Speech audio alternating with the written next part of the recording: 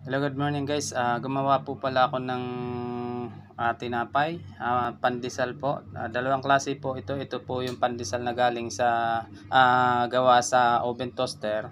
At ito naman po ang pandesal na gawa sa kawali na ang gatong po ay kahoy lang. So hindi po imposible na makagawa tayo ng sarili nating tinapay kung kahit na wala po tayong sariling oven.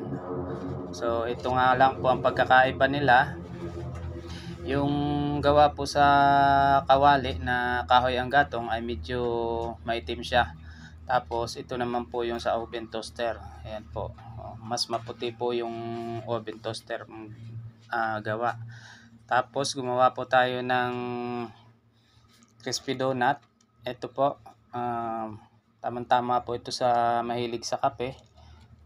Tapos ito po ay crispy donut na choco.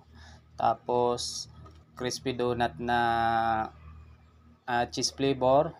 At ito naman po ay yema flavor. Tapos po gumawa po ako ng ito po, parang uta po siya. Crisping tinapay.